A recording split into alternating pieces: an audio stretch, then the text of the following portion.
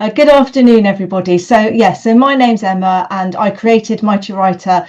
I'm alongside my husband. So I'm an experienced teacher working across the primary age range up to year 6, and my specialism was in early years and Key Stage 1, as also Senko.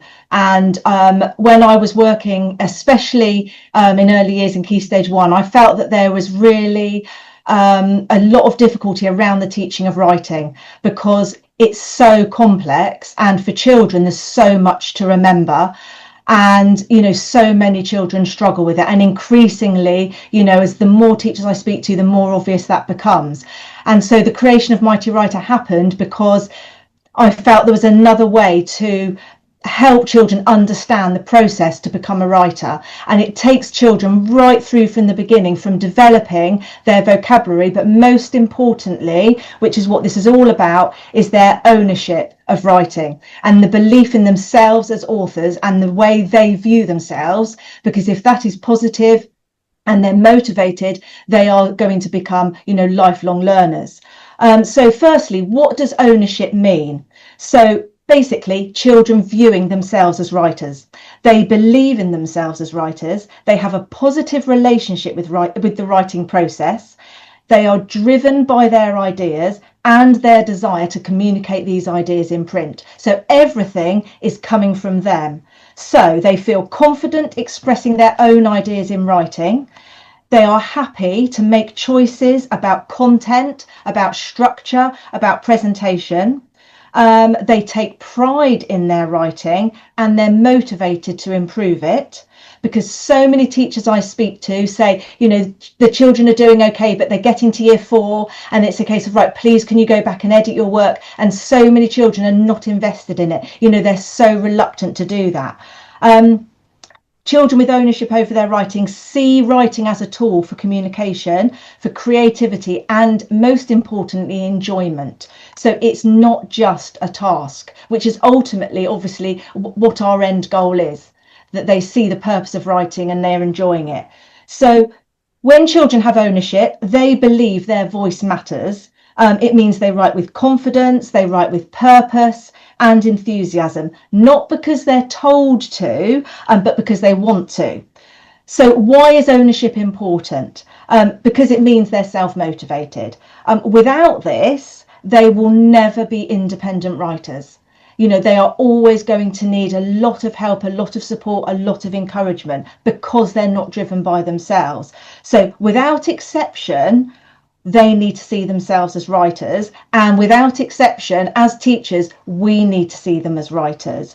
So children who own their writing are more engaged, they're more willing to take risks, and they're more resilient when they're challenged. So that builds a strong link between speaking, thinking, and writing. So how do we know that children have ownership?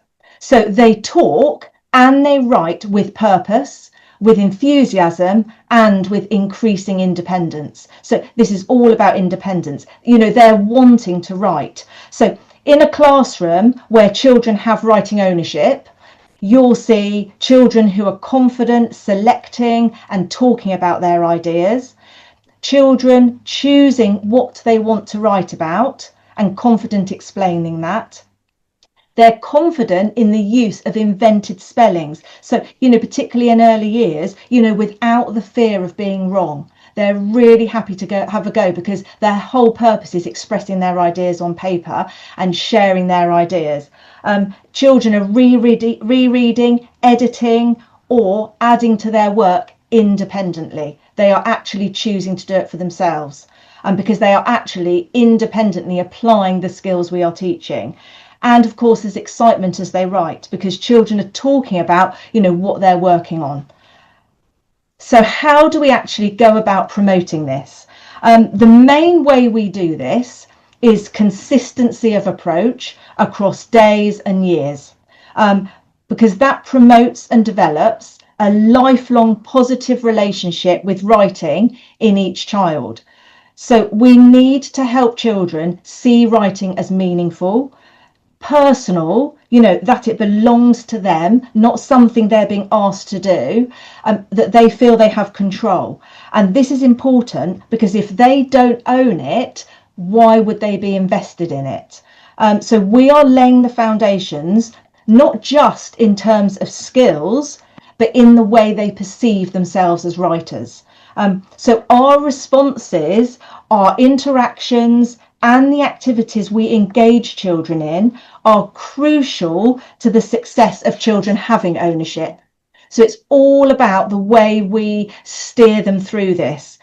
We are coming from a starting point that they are going to be successful, that they have a wonderful imagination, and we are going to draw out their best. So as you know, early years and Key Stage 1 lay the foundation for lifelong attitudes to writing. So many children, and the more teachers I speak to increasingly since COVID, even on entry to school, children already can have a negative relationship with language or perceived difficulties with the art of communicating and the way they view themselves as storytellers and therefore authors. So there can already be many barriers to progress, whether this is SEN or their attitudes or lack of previous input, i.e. being read to. So without exception, our starting point must be that they are authors, whether they have the skills or not. They have a wonderful imagination and we draw this out. So we're coming from the standpoint that they are always successful. They can never go wrong.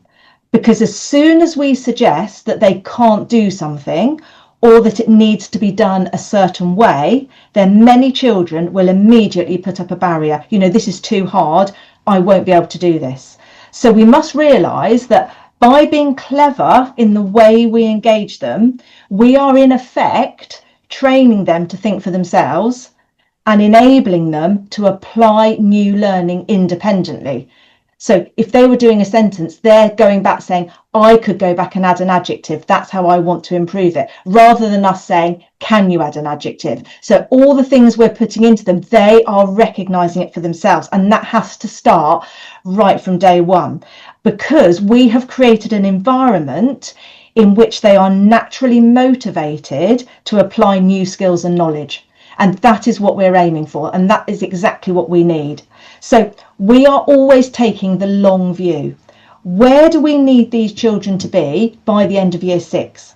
What holds some children back? We need to identify this and we need to tackle it straight away on entry to school. So we're having actually very high expectations from the very start in terms of what children are being exposed to and the skills that are being modelled. So they are given as much time as possible to be exposed to language choices and word order. And if children feel they can do it, then they will. So what does all this look like in practice? So first thing, building the story orally first. If children are confident talkers, this then translates into their writing. They have something to say and they feel valued. So using oracy to build confidence and fluency in ideas before writing is crucial. Now, with Mighty Writer, you've got everything you need in one place to go help children through this process. And Mighty Writer uses pictures. So as you can see here at the top, there's 2 toolbars full of pictures, but there's lots of different topic related toolbars. There's also going to be a new option on the website where you can generate your own images, and that will link to any text you like and any topic you like. So the sky is your limit in terms of what children are able to talk and write about. But using pictures enables children to gain confidence selecting, organising and editing ideas. So as children must realise that they have an imagination and that they have something to say before they can even do anything. So with the Mighty Writer map, because it's so practical, it helps them explore new words and phrases. It's active learning, and what it does is it sparks curiosity. So children start to think, actually, I'm enjoying this, I could try this. So it's but in a very sort of relaxed way. It doesn't matter where they place the pictures or even if a child is coming into school non-verbal. If two pictures they've placed relatively close together, I can connect those to make a sentence. They selected them, they thought of the sentence, they are successful. So everything they're hearing is positive reinforcement. They thought of the sentence, this is what the sentence was. I might even scribe that sentence. So even if they're not doing it for themselves, the fact is they are hearing that positivity. And then I might say things like, can we swap those pictures round? What could the sentence say now? And even if they can't tell me, I can think of a new way to connect those pictures. So they are hearing those words in a different order. Getting them used to moving words and ideas around in their head from the start helps them develop an understanding of meaning and effect. So using Mighty Writer or other storytelling props can help children shape ideas before they commit them to paper, building increasingly sophisticated sentences. So they must be able to say them, as you know, before they can write them down. So you're encouraging storytelling in as many ways as possible, which, you know, Mighty Writer is one thing that you can use, but it encompasses everything. So, you know, storytelling through role play, puppet shows, class storytelling sessions. Mighty Writer is fantastic for using at the end of the day or during the day to model a story. So children are actively seeing you be the author, and you're able to expose them to the way an author thinks. You know, you're selecting ideas, you're changing your mind, but you're enjoying that process. So children are not associating changing your mind with making a mistake. They're realizing that actually an author's trying new things, and that's part of the process. So it's very interesting how children can just observe that and start to develop those habits for themselves. We have to build memory because they need to be able to accurately recall the ideas they've thought of in order to write them down. So hence the use of arrows with Mighty Writer. So arrows can be used to connect the sentences. They can also just be used to connect pictures together. It doesn't matter where the children have placed the pictures on the map. They don't have to start, you know, in the top left-hand corner. They never have to go wrong. But watching them connect those pictures is a really interesting way of assessing them. You know, how they're using their imagination, how they're viewing, you know, the way their story works, etc. So the use of arrows helps them to recall in order, and the pictures and the symbols enable children to recall vocabulary. So with Mighty Writer, you have the verb, you have the adverb. So this is the adjective. So that makes our writing even better. You have the swirl, which is spinning, moving, doing something. So that's your verb. And then you have this shape, changing the verb or changing the sentence. So this is your adverb. And right from reception, when I'm telling stories, I would be using those symbols because I want children to relate those symbols to the vocabulary. And over time, naturally, they start to use them for themselves. And some children will apply it much earlier than others. But the fact is, I've given them a chance to see that vocabulary and see it in context. So we do this so well and children are so absorbed that they are learning without realizing it. They're seeing how ideas are connected, combined, extended, and edited. And we are extremely clever with our questioning. What would happen next? What could it say if you swap those pictures round? Could you add an adjective? So eventually, they naturally start to ask these questions for themselves, which is key to their success as authors.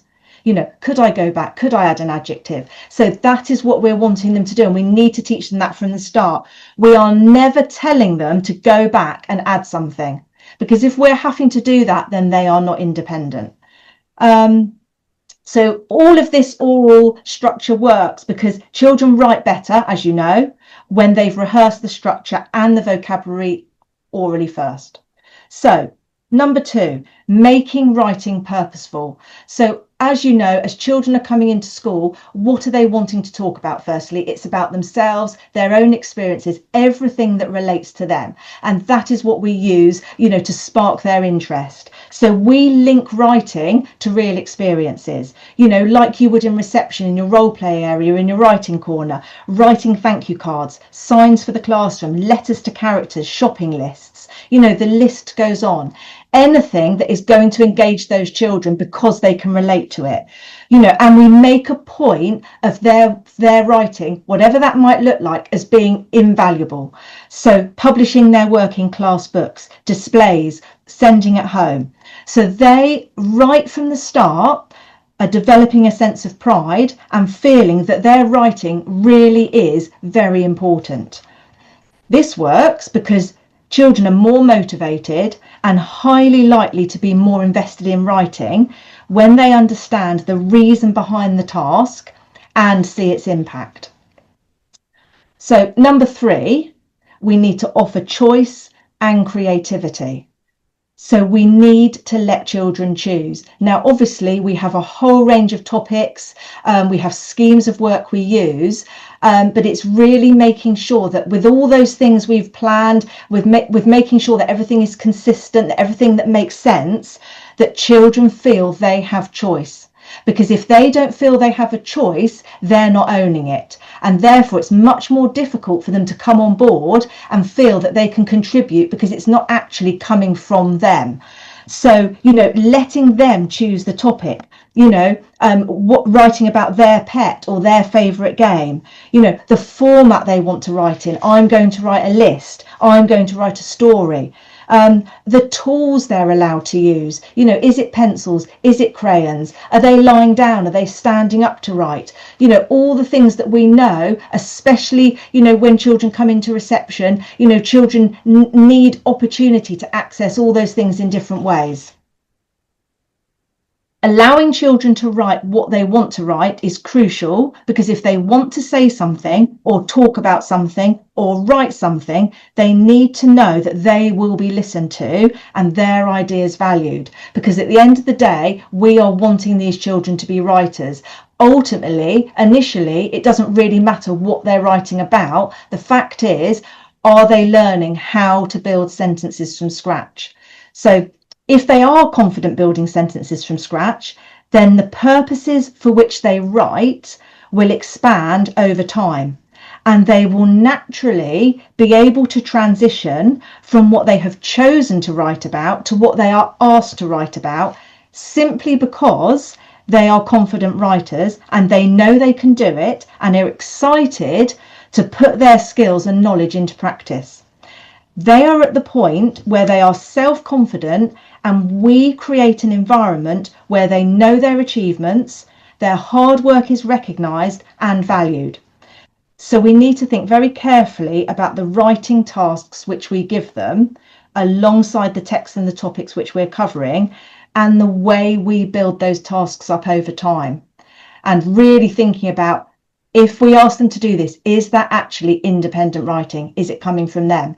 Now, with the Mighty Writer Map, whatever we model on here, whatever we work with as a class, whether we're just connecting pictures together to make up a simple sentence, or whether we're constructing a more structured sentence using the sentence mats and redoing it, editing it, the idea is that children are never going away and copying from the mat, as in, if I have created, 2 or 3 sentences and we've done that together, they are never going to go away and just write that. I might model transcribing it so they understand how they've seen it visually and then seen it written down. But the whole purpose of me building that sentence with them is to give them the skills and the understanding and the motivation to be able to go away and plan their own, because they are equipped with the skills and the understanding and the desire to do it for themselves. They know what they want to say and they know how they're going to say it. So every piece of writing that you do as a result of using Mighty Writer is always independent. And it's a case of thinking, well, if they can't do that, then where are their gaps? What is holding them back from being able to write that sentence? Do they know what they want to say? Do they have the right vocabulary? Can they organise those words? So you're gradually introducing all those things with Mighty Writer. You really focused on the pictures, picture order, retelling, adding vocabulary, etc. So ownership increases when children feel in control. And lots of children who don't feel in control, immediately then you're developing, the behaviour issues, children shutting down, not willing to engage. They need to feel in control. But ultimately, we do actually have ownership, because we are so sure of how we are organising this task and what we are presenting to the children, that we're so clever at doing that they actually feel ultimately in control. Number 4, we're using high quality texts as inspiration. Because obviously that is giving children access to how words are organised. High quality text enable them to write for different purposes and understand how language works. So, using text, for example, like the lion inside, for example, enables you to model good writing and spark imagination. Using a wide range of text types exposes children to the way that we can write for different purposes. And you're doing all the things you normally do. With Mighty Writer, you're not needing to change your classroom practice at all.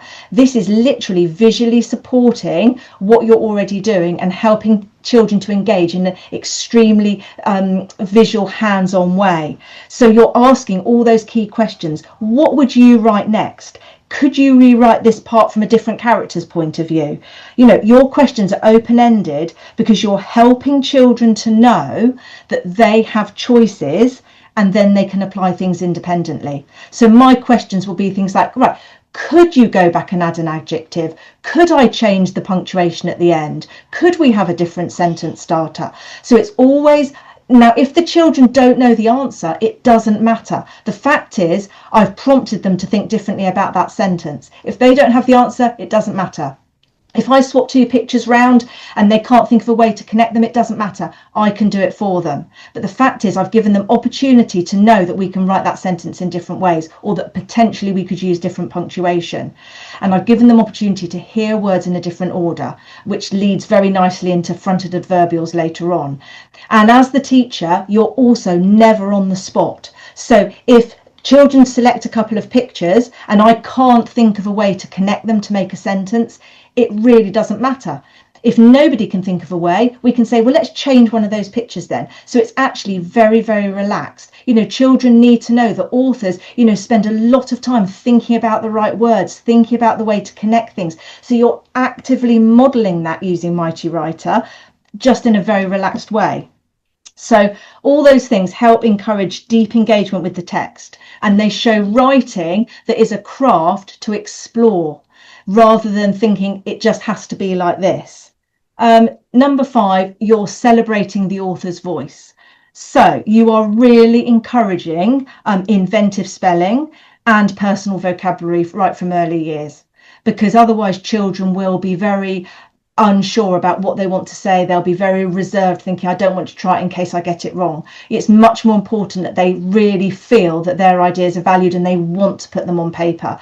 And alongside the Mighty Writer map, right from the word go, you can have all your normal mark making opportunities. I'm not even going to say to them, oh, would you like to write that down, or do you want to draw a picture? I'm not saying anything that they have to do. If I'm working alongside them and I've made up a sentence, I might then model writing that sentence on a piece of paper, so they're seeing me do it, but at no point am I saying to them, can you do that? I'm waiting for them to start to realise for themselves that they have something to say and that they can communicate in print. Allowing children the time is crucial, as much time as possible to experiment with being an author. They need to play around with words. They need time to organise and edit their ideas in a very practical way, and Mighty Writer allows them to do this. And during feedback, you are highlighting to the children what's interesting, what's original, what's expressive, not just what's correct. Because otherwise children are immediately thinking, oh, I could have done this better. And for some children, most children, they're suddenly not feeling as good about what they did. So I feel personally the focus should always be on the positive, because children are much more likely to engage when they feel good about themselves and much more motivated, about their potential in terms of how they can still improve. So many children disengage and feel despondent from very early on because writing just seems too hard. And, and from a teacher's point of view, as you're moving through the school, you're going into year 1, going into year 2, that gap becomes wider and wider, and it's so bitty in terms of what some children can do, what some children can't do. And the idea is it's just making it so much easier for teachers to think, right, actually this is where they're all going to be, and they are all going to be there. And with Mighty Writer you can do whole class work. You make sure that everything on the mat is there for your most able pupils so that they are making progress in whole class inputs. Your lower ability children are seeing it visual, it's very repetitive, it all fits together for them, but it means they're also accessing the higher order skills. And then when you're working with smaller groups or one-to-one, you can just take off or add on anything you need for those children. So you can really make it very bespoke for them. So we need to help children value their ideas over getting it right. The getting it right will come in time, and children will be choosing to edit because they do have the ownership, which is the whole reason they need it in the first place. We want them to want to improve it, to try something new. We get to a point where they absorb and apply new learning independently. Number 6, scaffolding, and then stepping back. So we need to provide support because we are providing the building blocks for these children to follow. So it's progressive, but it's not necessarily prescriptive. So you're doing all the normal things, word maps, story maps, sentence starters, but you're gradually removing those scaffolds to encourage independence, because the aim is that children are starting to be able to hold and move those words around in their head. With Mighty Writer, you can obviously scaffold sentences, whole texts, and any genre. So children are frequently exposed to building increasingly sophisticated sentences from scratch until, like I said, they can start to do it in their own heads, choosing the vocabulary, organising the words. The idea is that by Key Stage 2, they don't need Mighty Writer anymore. Their foundation in writing is so strong that they can take on board and apply new concepts and continue to make good progress. So in an ideal world, this is introduced in nursery, all through reception, year 1, year 2. And it's not just being used in literacy, it's being used frequently throughout the day for even just 2 minutes here, 3 minutes here. We're just going to think of a list of adjectives. We're lining up for assembly. Can we just generate 4 adjectives to go with that picture? Can we quickly build a sentence? Somebody choose a sentence starter, somebody choose the pictures, somebody choose the full stop. What does that say? Could we improve it? So it's little and often drip feeding all those things. And if children have been given opportunity to see this and use this for 3, possibly 4 years, the idea is they're going into Key Stage 2 and they literally don't need it. But lots of schools are using Mighty Writer up until year 6 because it's so useful for intervention for children who have gaps in their understanding and need consolidation on Key Stage 1 objectives. So allowing children to work in pairs and talk as much as possible about building sentences is invaluable in developing their understanding of and love of language.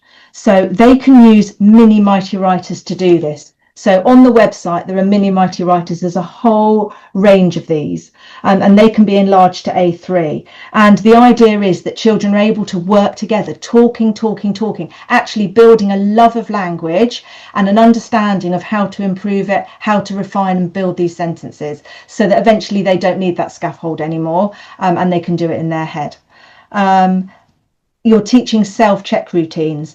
Have I used finger spaces, full stops? Does it make sense? Because like I said, alongside Mighty Writer, you are doing that continually when you are transcribing the sentences. Whatever we do on here, I will always model it, and I will ask for the children's support in writing that sentence as their phonics and spelling's improving. And when I've written that sentence, I will deliberately make a point of going back and pointing to every word as I say that sentence. So even though I'm not telling children what I'm doing, I'm modelling that process of rereading it, checking it for sense, so that children start to form that habit for themselves. Because as you know, even your more able writers, they're writing very quickly. They've got a lot in their head. They write it all down. They're missing words out. Actually, when you read it back, it doesn't quite make sense. So right from the start, just modelling that process, but doing everything in a very relaxed, very calm way, in the knowledge that the longer they see that and the earlier you start modeling it, the so much more likely to apply it for themselves. So this obviously works because the power is in the modelling on a regular basis, and children learn to scrutinise and improve their own writing, and that is actually what you want them to do. Number 7, making writing a part of daily life. So as you do anyway, you're setting up writing areas with exciting prompts, postcards, envelopes, mini books, photos, etc.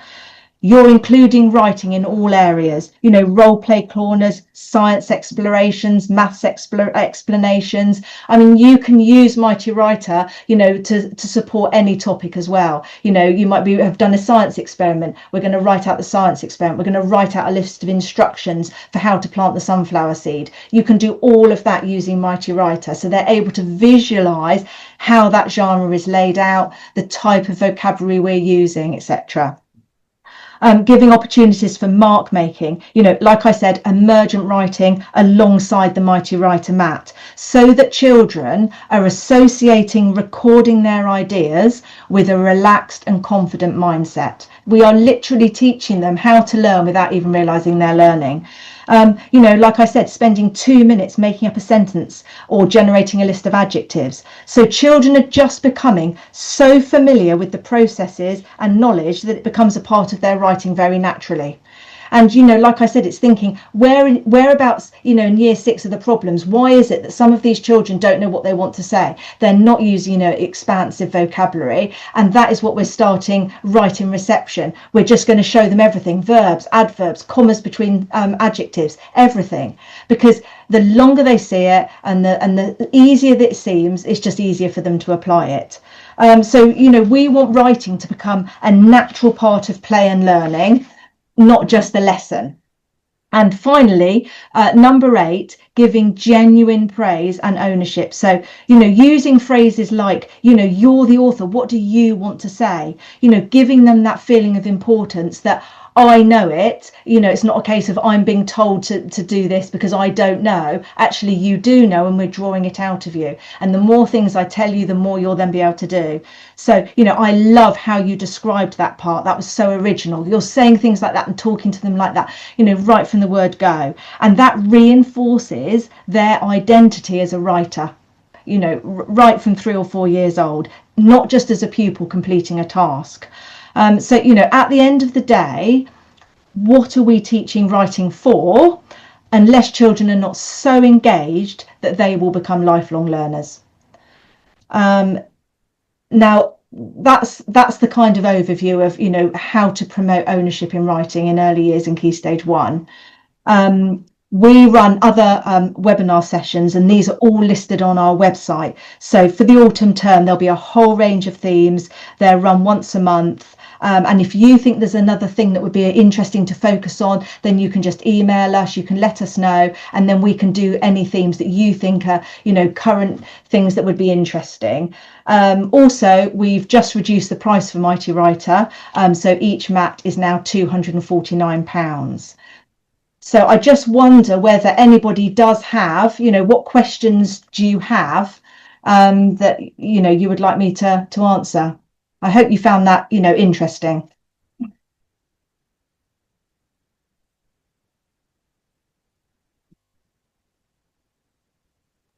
If you are feeling shy, you are very welcome to put questions in the chat as well. Although it was very comprehensive, I have to say. Yes, live demo lessons. Well, what I do is the webinars I do are live. So what will happen is I can talk you through. So sometimes I might literally meet with, say, a reception team of teachers.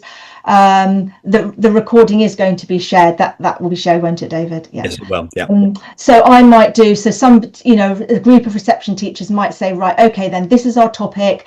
These are the things we're wanting to achieve. These are our objectives. How can I best use Mighty Writer to support it? Oh, delivering to children. There's nothing on there. There's lots of things on the website which talk about, you know, people's results, the things that they're doing. There's a school called Horns Mill, which have been like our beacon school, so you can go on there and see all the things they've done with children, examples of work, etc. What was the other question? Do you offer training to schools? Yes. So training is £49 a year for 4 years, and that is completely bespoke to your school. So initially that might look like a whole school staff meeting. And so everybody exactly, you know, just knows what Mighty Writer is, even if potentially not all staff are using it. And then you can set up a running program. So you might say, right, please could we train all the Key Stage 1 staff, all the early years staff, all the TAs in Key Stage 2 who are working on interventions. So, and that can just be bespoke for your school ongoing. You know, you might have new members of staff coming in. The important thing is that people feel supported, but also realise that you're not actually having to change your teaching practice, that this will comfortably sit alongside anything you already do. Any other schemes of work you use, any other resources you use, any other strategies you use, this doesn't replace them, it goes alongside. But equally, it's a standalone resource. It will cover all your objectives right up to your, you know, end of year 2 into year 3. So do you have lesson plans that break down how to use the resources? Yes, we do. Everything's in the teacher zone of the website. Brilliant. So the person that's just joined the call, yes, the recording of this session is going to be shared with everybody, so that will be sent out automatically. I've also just popped a feedback form in the chat as well. If you're able to fill this in, just let us know what you think about today's session. That would be amazing. We're actually going to be doing a prize draw as well for the people who fill this in before 5:30, so we're going to be drawing 2 Amazon vouchers for everybody who fills this in, and as there are about 60 participants in this meeting, that means that you have a 1 in 30 chance of collecting a £25 Amazon voucher for giving us some feedback on today. I think there's been another question, Emma. Yeah. So for children in year 1, would you use Mighty Writer to help them hold a sentence in their head before writing it? Absolutely. I mean, you would build that sentence really carefully over time. So these, each one of these is basically one sentence. There's 2 different lengths for each colour. So green is your kind of beginning and build up. Orange is the middle, red is the end, but you can also use the colours for different purposes. So if we were planning a letter, I can use the colours to represent different paragraphs, or I can use the colours to represent different sections in a non-chronological report, for example. You've got 2 different length sentences, because obviously by year 2 you want them to start writing in sentences of different lengths. Understanding that creates different effects, etc. So you can model that really clearly. But what you're doing is initially you're just using pictures and connecting pictures, starting to add symbols like verbs and adverbs, sentence starters. When you actually come to actually start using the sentence mats, then you are literally just doing single standalone sentences initially. They could link to topics, they could link to the text you're doing, but as I said, in a way it doesn't matter what the content is, because it's all about teaching children how to build that sentence, hold it in their head like you've just said, and then write it down. So my questions can be very specific. So once there was a mermaid, full stop. You know, where did the mermaid live? Once there was a mermaid who lived in the sea, full stop. I'm asking questions all the time. Could we swap the mermaid and the sea round? Would that make more sense? So I'm continually thinking about word choice, but also word order, so that children start to get into that habit. And of course, whatever we do, I'm modelling, scribing that sentence. The more things we start to introduce children to and add, the more sophisticated those sentences will be. Once there was a beautiful mermaid who lived in the sea, full stop. Once there was a beautiful mermaid who swam quickly in a choppy sea, full stop, go back. Could we choose a different sentence starter? So your focus is building memory, but you don't do the sentences until you've done the pictures first and just connected the pictures together, simply so that they can recall what they've thought of. And over time, those sentences, would you let them take the sentence map with them when you want them to write it down? No, because what you would do is you would do this whole class. Then you might have some children going away. Now that's where these come in. So whatever we have planned on here, let's say we have done a recount of a school trip and we've maybe done 3 or 4 sentences for that recount, and I'm focusing on time connectives and all those sentence starters. I'm not worried about the number of sentences I'm modelling, and I'm not worried about doing a whole detailed recount.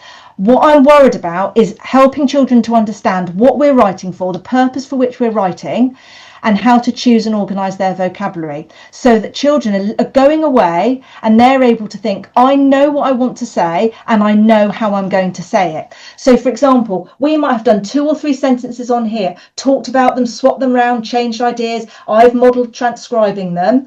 Children are then going away. So some children will be working in pairs using these, working together on their recount. Some children might then be working with me. I might take this off the wall, it's on the floor, they're sitting around it, and we're going to build a recount together. And I might have these on clipboards, or I might have children where I'm cutting this down and they're literally just building the first sentence. So you provide the pictures and the symbols to build the sentence on the mat.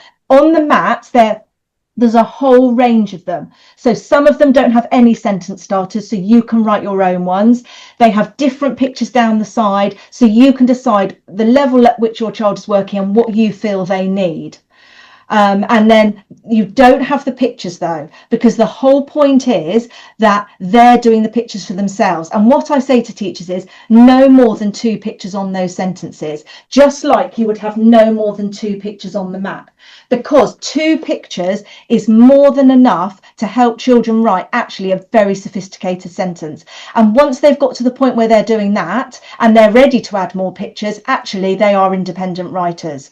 So for example, you know, on here, if I was describing the mermaid, I could say, let's add another adjective. We could separate those adjectives with a comma, or we could join those adjectives together with the word and.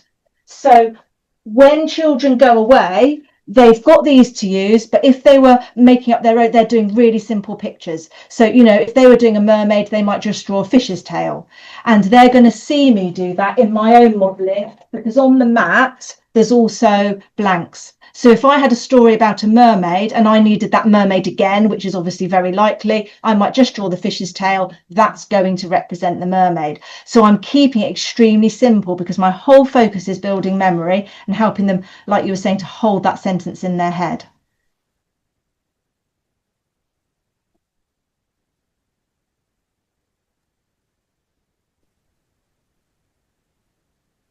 Would you suggest have the layout like you have behind you in class?